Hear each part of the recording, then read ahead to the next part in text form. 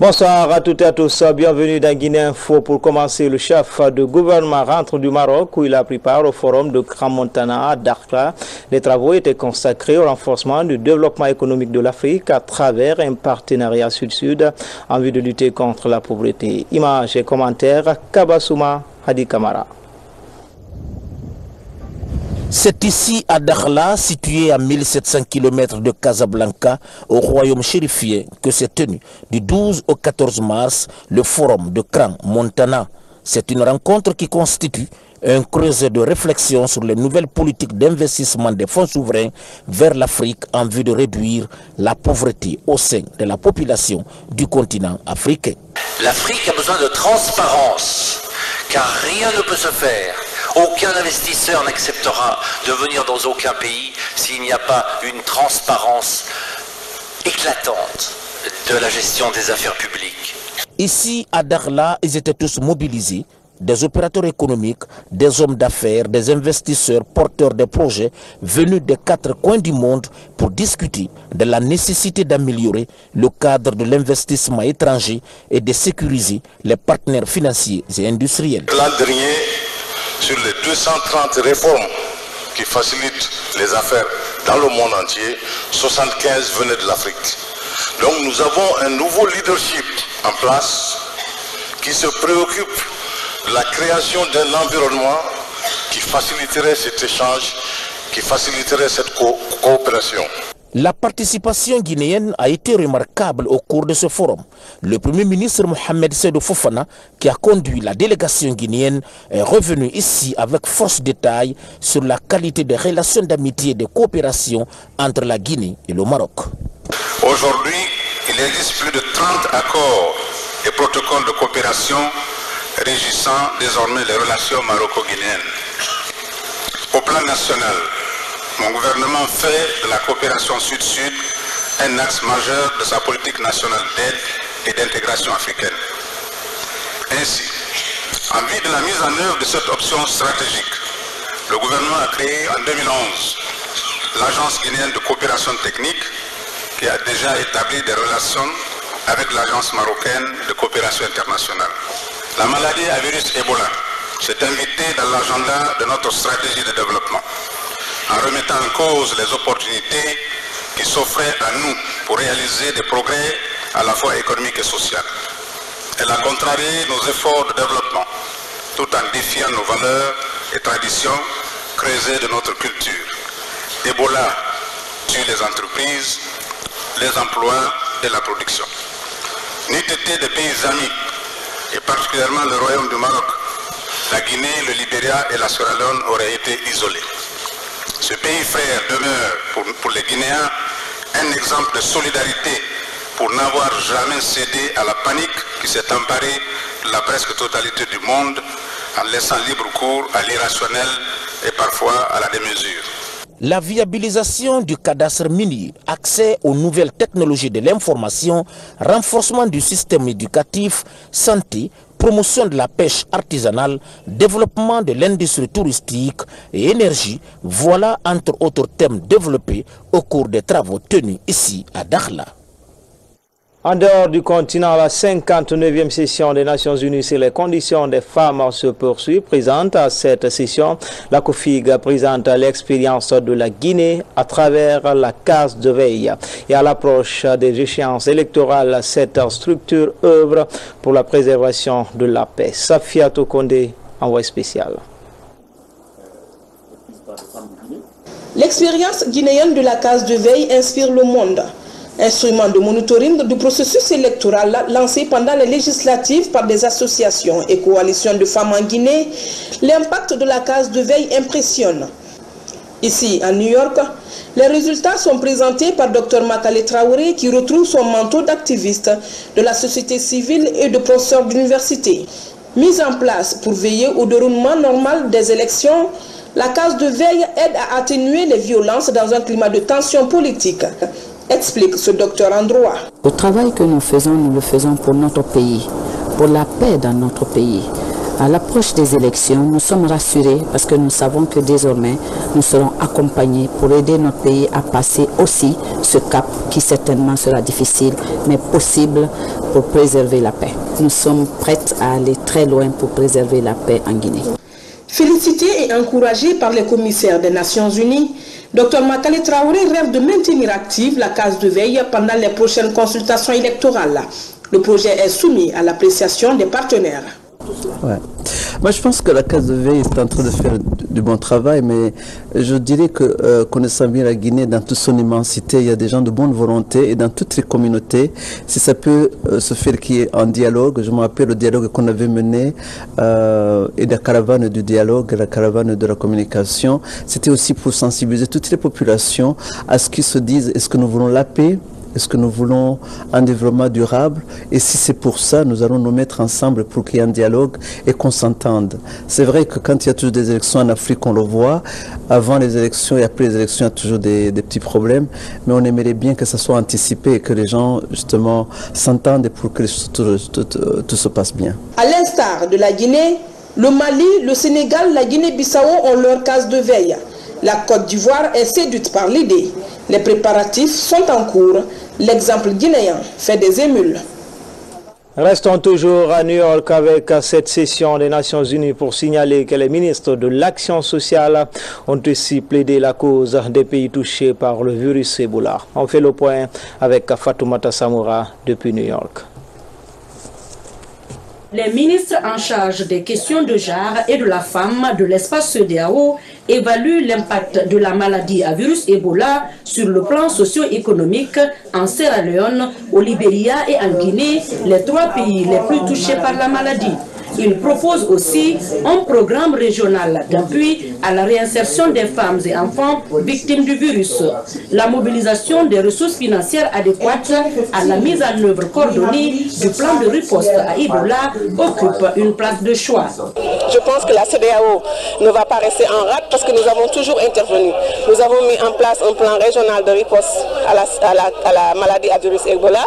Nous avons intervenu humanitairement, financièrement et humainement dans ces 3 pays, et nous allons cette année nous focaliser sur le renforcement des capacités des ministères en charge du genre à appuyer les femmes et les enfants pour la réponse à Ebola. Assurant la présidence de la Mano River Union, la Guinée fournit des efforts considérables pour éradiquer le virus Ebola. Sa stratégie, la mobilisation sociale, la prise en charge des personnes affectées et la protection sociale.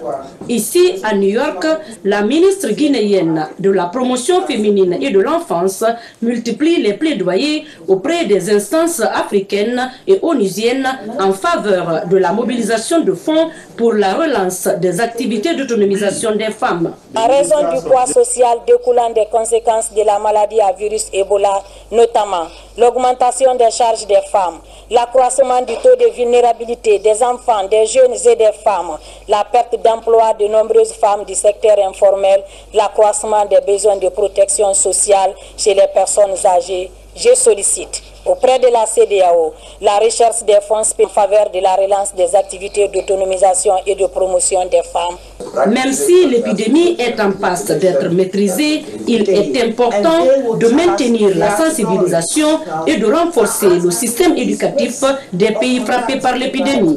Ceci pour relancer l'économie des pays durement fragilisés.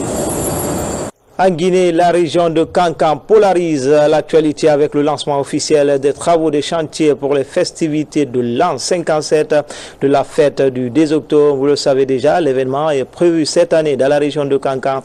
Près de 124 infrastructures sont prévues dans les différentes préfectures de la région. Reportage à Kankan, Mohamed Lamine Kamara.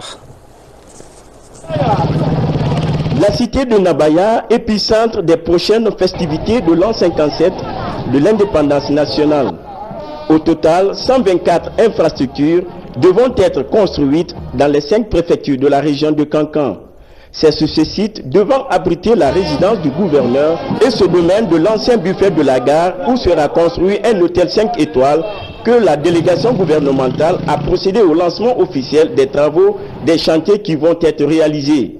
Et c'est le tour de la Haute-Guinée et nous pensons qu'avec le lancement des travaux de la construction de la route Kouroussa-Dabola et aussi le lancement des travaux d'infrastructure à Kankan, et aussi nous allons poursuivre à Kerewane, Mandiana, Sigiri, Kouroussa, je pense que ça va dans le droit fil du développement socio-économique tel que prôné par le chef de l'État lors de son investiture. Le ministre de l'administration du territoire, maître d'ouvrage des chantiers de la fête tournante du 2 octobre, exhorte les entreprises engagées pour le projet à plus de rigueur pour le respect du délai contractuel.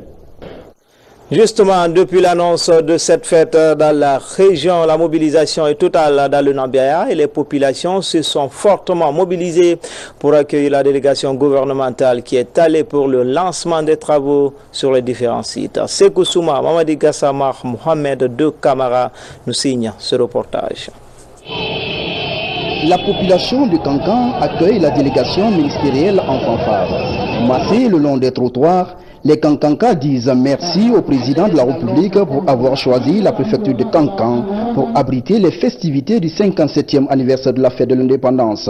Et toute la population de Kankan se réjouit du fait que la région de Kankan soit choisie pour abriter cette fête le 2 octobre pour le 57e anniversaire. Et j'avoue déjà que nous sommes fin prêts à accueillir cette fête. Et je vous dis déjà que sur le terrain, les préparatifs ont commencé bien avant l'arrivée de la délégation ministérielle. Et à partir de là, nous sommes sur pied d'œuvre pour que les infrastructures la finissent avant le 2 octobre 2015. 124 infrastructures sociales et administratives seront réalisées dans la région de Kankan.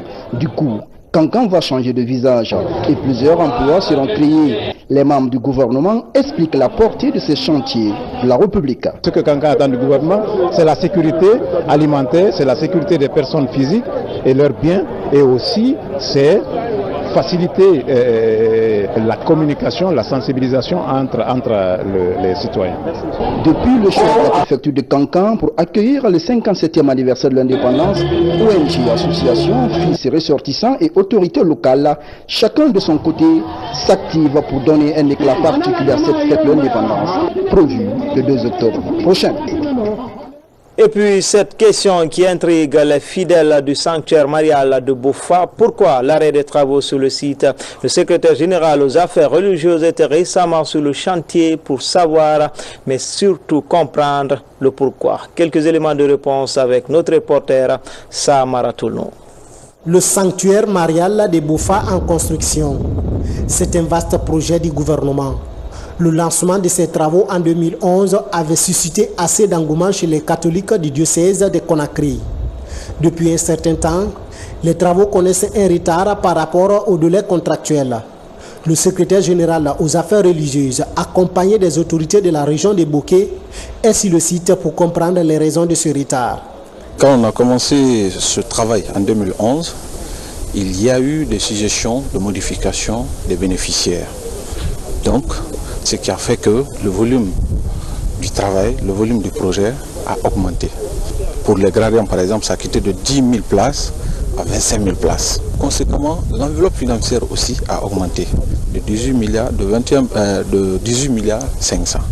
Donc, nous sommes à un moment où vraiment on est en difficulté financière. Il faudrait que vraiment l'État nous vienne à secours pour pouvoir avoir le financement de ces montants de travaux additionnels afin de terminer le travail. Contrairement aux spéculations de détournement qui seraient à la base du retard, les responsables du projet précisent. Il faut que l'information passe, que tout le monde sache que ce n'est pas le Monseigneur qui détient l'argent de ce projet. Il ne voit même pas la couleur de l'argent. On a un projet sur le marché public.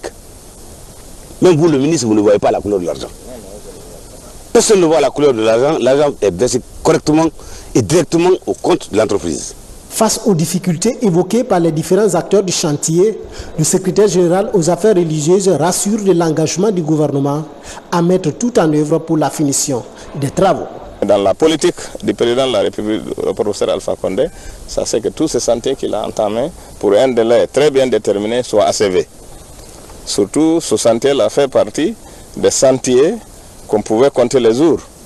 Mais seulement, comme a expliqué notre frère, il y a eu toujours des avenants, il y a eu une évolution dans le volume des travaux. Donc tout ça, c'est pour voir ce qui sera possible avec M. Diaré, le ministre de l'économie et des finances, pour qu'on puisse rentrer en position de montant qui permettront à l'entrepreneur de faire face à ces travaux rapidement. À un peu plus d'un mois du pèlerinage catholique sur le site, l'enjeu du retard est palpable. Il est donc temps de prendre des dispositions pour que les fidèles chrétiens catholiques puissent s'acquitter cette année de leurs obligations religieuses dans ce lieu de culte. C'est parti pour les travaux de réhabilitation de la route d'Abola-Kouroussa. Après le lancement officiel des travaux, les machines sont en branle sur le terrain. C'est la Guinéenne de terrassement qui réalise le tronçon. Notre reporter Fodé Bangali Fofana nous présente les premières images des machines en action sur le terrain. Contribuer au développement socio-économique du pays par l'amélioration de la mobilité des personnes et des biens, faciliter l'accès aux services sociaux de base, réduire la pauvreté et contribuer à l'accroissement de l'intégration régionale, tel est l'objectif visé par le gouvernement à travers la réhabilitation de ce tronçon de route Kouroussa-Dabola. La première pierre de ce projet de grande portée et de grande envergure a été posée par les mains de plusieurs ministres du gouvernement, marquant le lancement officiel des travaux. Aussitôt après, les machines recycleuses, compacteurs et autres camions bennes sont en branle sur le terrain. La Guinéenne de terrassement est l'entreprise chargée de réaliser les travaux en 12 mois. Ces travaux consistent à l'assainissement, l'élargissement de la plateforme existante pour avoir une largeur en crête de 10 mètres avec une chaussée protégée de 7 mètres et 2 accotements de 1,5 mètre chacun. Nous allons prendre toutes les dispositions et nous allons mettre le matériel, si ça nécessite de doubler ou de tripler, nous le ferons pour que le chronogramme que nous nous sommes fixés de réaliser ce projet avant délai soit atteint. Le tronçon Kouroussa-Dabola a été construit pour la première fois entre 1994 et 1997. Sa réhabilitation illustre bien la volonté politique de changement qualitatif visant à améliorer les conditions de vie de toutes les populations guinéennes. Cette grande action du gouvernement est financée dans le cadre d'un partenariat public et privé à hauteur de 436 milliards de nos francs. La supervision des travaux est assurée par la mission de contrôle Louis Berger. Et puis ce communiqué qui vient juste de nous parvenir à son Excellence, Monsieur le Président de la République, le professeur Alpha Condé donnera une conférence de presse ce mardi 17 mars 2015 à partir de 12h30. Sont conviés à prendre part à cette rencontre consacrée à la stratégie de riposte et la relance économique post-Ebola. Les journalistes de la presse nationale et internationale accrédités auprès du bureau de presse de la présidence ainsi que les présidents des organisations de presse. Mesdames et messieurs, les journalistes sont priés de se présenter à la réception du palais Saro Touréa pour les formalités d'enregistrement le mardi 17 mars 2015 à 11h. Conakry le 15 mars 2015, le directeur Moussa Sissé. Santé et sécurité au travail, c'est le thème d'une session de formation organisée à l'intention des hommes de médias guinéens en toile de fond, débattre avec les professionnels de l'information des risques liés au métier de journaliste. Younous Sataveli Kamara nous signe ce reportage. Initiée par l'ONG Axiom Conseil, cette rencontre des professionnels des médias entend attirer l'attention des décideurs sur les risques du métier de journaliste. Assassinat, menaces de mort, prison et intimidation verbale sont entre autres sujets abordés par les participants venus des différents organes de presse du pays. Pour nous, vraiment, c'était de préparer les journalistes à mieux se préparer à gérer les risques, quelle que soit la situation. On peut aller couvrir un incendie et être à risque. On peut aller couvrir des manifestations et être à risque. On peut aller couvrir un accident automobile sur le bord d'une route et aussi être à risque.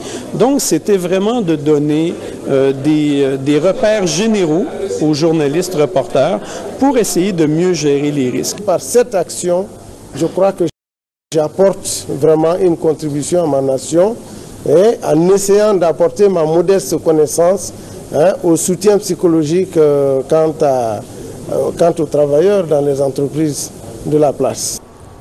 Dans les débats, l'accent a été mis sur l'amélioration des conditions de travail des hommes des médias.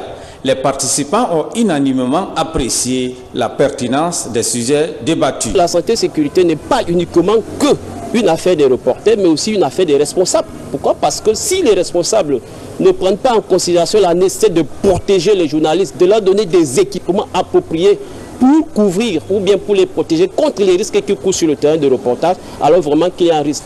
Cette formation nous fait prendre conscience des risques vraiment qu'on prend dans l'exercice de notre métier. Comme vous le dites, bientôt les élections, et nous savons ici que même quand on dit simple meeting, parfois ça peut dégénérer. Alors c'est ce journaliste-là qui se retrouve exposé à quoi? Non seulement à la colère des manifestants, à la réponse des forces de l'ordre, c'est des blessures, c'est des coups, c'est des jets de pierres, et tout ça sans oublier cette prise en charge qui va te prendre en charge. Pour permettre aux journalistes d'exercer leur métier avec moins de risques, la structure organisatrice de cette rencontre compte sensibiliser les responsables des médias et les décideurs politiques. Action sociale avec ces kits sanitaires pour les 2 grands hôpitaux de Conakry et des ouvrages scolaires pour les élèves de la Sainte-Marie de Dixine. C'est un geste du Rotaract Club de Conakry, ONG qui célèbre ainsi ses 22 ans au service de l'humanitaire en Guinée. Tcherno Marouf Ba, Ibrahim Khalil Kamara, Alpha Yaya Silla. Traoré, ouvrier de son état, est depuis 2 ans couché au service de traumatologie de l'hôpital Ignace Dine. Une hospitalisation qui intervient suite à un accident de travail. Il souffre d'une paralysie complète de ses membres inférieurs. Grâce à ce fauteuil roulant que lui a offert le Rotaract Club de Conakry, Isiaga peut désormais se déplacer. Je remercie tout le monde, les docteurs qui sont là. Je remercie celui qui m'a donné les 16 roulants là.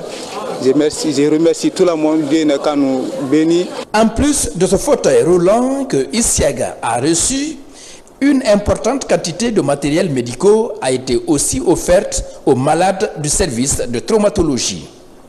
Ce don du Rotaract Club de Conakry est composé de chaises roulantes, des béquilles et des vélos de rééducation. À l'hôpital Donka, le plus grand service sanitaire du pays, 2 tracteurs d'oxygène ont été offerts au service de chirurgie pédiatrie. Aujourd'hui, nous recevons du matériel d'une très grande importance pour nous parce que ce matériel, ce sont des extracteurs d'oxygène, c'est-à-dire que ce sont des appareils qui servent à oxygéner les patients qui en ont besoin, et notamment des patients qui sont en soins intensifs et les tout petits bébés. Mais la particularité ici, c'est que c'est du matériel qui est utilisable même en situation où on n'a pas tous les équipements dans les hôpitaux. Au lycée Sainte-Marie de Dixine, les Rotaractiens ont mis de nombreux ouvrages scolaires à la disposition des élèves. Ces volontaires ont aussi échangé avec ces élèves sur la vulgarisation des actions du club. Toutes ces actions humanitaires s'inscrivent dans le cadre de la commémoration des 22 ans d'existence du Rotaract Club de Conakry. L'objectif du Rotaract Club Conakry, c'est venir en aide aux personnes les plus démunies.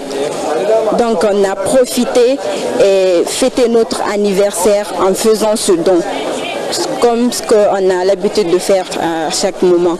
5 nouveaux membres ont été intronisés. Cette intronisation marque pour ces nouveaux promus une preuve d'engagement pour l'épanouissement des actions humanitaires du Rotaract Club de Conakry. Un nouveau mouvement de soutien au parti au pouvoir vient de voir le jour. L'Union de la Guinée forestière, c'est son nom. Ce mouvement qui regroupe moult associations de la région forestière réitère son soutien au projet de développement du chef de l'État et de son gouvernement. Habib Thiama, Mohamed Babangoura. Sous la danse folklorique de la région, l'Union de la Guinée forestière entame ses activités. Son défi, rassembler les fils du terroir autour des idéaux du professeur Alpha Condé. Au terme de ce premier mandat, ayant abouti à des différentes réalisations d'intérêts socio-économiques, les populations de la Guinée forestière ont décidé de réitérer leur engagement. La réforme de la justice, les forces de défense et de sécurité, l'amélioration du système éducatif, la nouvelle politique agricole et hôtelière ou encore le processus de modernisation de l'administration, entre autres projets d'espoir pour cette communauté. Je reconnais qui, à la faveur des célébrations tournantes de la fête de l'indépendance, a redoré son blason, faisant figure de ville moderne à la hauteur de ses ambitions et de son statut de capitale régionale. Les autres villes ayant bénéficié, elles aussi, des infrastructures neuves valorisantes. L'Union de la Guinée forestière est la synthèse de plusieurs associations de jeunesse acquises à la cause du parti au pouvoir. Politique encore avec l'Alliance démocratique de la nouvelle génération qui se lance dans l'arène politique. Son cheval de bataille, lutter contre l'ethnostratégie. Le coup d'envoi des activités de l'ANDG s'est déroulé à Kobaya, c'est dans la commune de Ratoma. Abdulaziz Baldé. L'Alliance démocratique de la nouvelle génération a vu jour depuis le 29 octobre 2011. Cette structure compte lutter contre l'ethnostratégie en Guinée. Elle entend aussi unir tous les fils du pays par le biais du dialogue. On peut s'attendre à un rebond de la jeunesse de la mouvance présidentielle pour un soutien en majeure partie au président de la République. Nous allons multiplier nos actions. Les mouvements de soutien, les associations de jeunesse vont rejoindre l'ADNG désormais pour accomplir l'objectif final pour que la nouvelle génération soit responsabilisée. Déjà en activité depuis plusieurs mois, la structure ouvre ses portes aux nouvelles adhésions. Nous pouvons proposer des solutions qui nous semblent les meilleures à la direction, et je vais dire au gouvernement, et aussi nous sommes à la disposition pour l'exécution de toutes les bonnes propositions. Quand nous parlons de propositions, les propositions qui sont positives pour la nation guinéenne. L'ADNG compte sillonner toutes les communes de Conakry avec le seul but d'amener la jeunesse à soutenir le projet de société du chef de l'État, le professeur Alpha Condé. Sport judo avec le tournoi international de Saint-Louis au Sénégal. C'est l'association sportive des forces armées de Guinée Asfaga qui a représenté notre pays. La moisson a été bonne. La Guinée revient avec 7 médailles, dont 3 en or. Voici le retour des champions avec Kadiatou Traoré. La Guinée a raflé la 2e place lors de la 17e édition du tournoi international de judo. C'était à Saint-Louis au Sénégal du 6 au 11 mars dernier. Ça a été une fierté. La Guinée, stigmatisée par ce virus maudit Ebola, mais le résultat prouve que ce n'est pas tous les Guinéens qui sont malades, mais plutôt on peut faire quelque chose. 7 médailles ont été obtenues par les judokas guinéens, dont 3 en or, 3 en argent et 1 en bronze. Aujourd'hui, là où je suis très content de partir avec une équipe de judo à Saint-Louis pour représenter la Guinée. Aujourd'hui, je suis très content de revenir avec cette médaille. C'est pourquoi la direction des sports militaires et paramilitaires a tenu à réserver un accueil digne de nom à ces jeunes sportifs qui ont tenu haut le fanion national. C'est le lieu de remercier le commandant en chef des forces armées guinéennes, le professeur président Alpha Condé, grâce à sa politique qu'il a dédiée pour la jeunesse et pour les femmes. Aujourd'hui, le ministre délégué de la Défense nationale qui parvient à appliquer la politique du président quant à l'évolution du sport en général dans les différentes garnisons. Encore une fois, c'est une autre discipline qui honore la Guinée.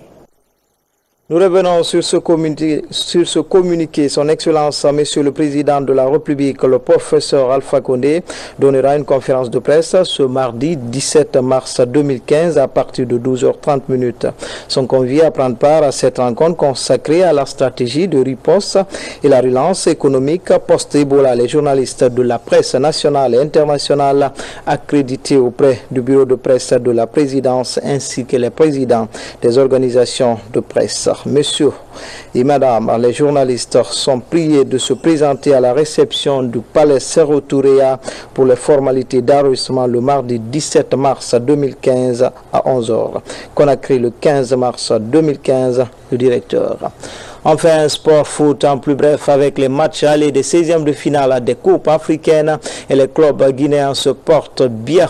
Tout d'abord en coupe de la CAF, Noé domine sous Schlef d'Alger 1-0 hier en Ligue des Champions. L'ASCA est allé en Zambie arracher le match nul 1 but partout aux dépens de Zesco United. C'est tout pour les infos. Tout le plaisir a été pour moi de vous servir. Merci à tous ceux qui m'ont aidé à préparer et à vous présenter ces différentes éditions d'information. Portez-vous bien, chaque jour est une vie.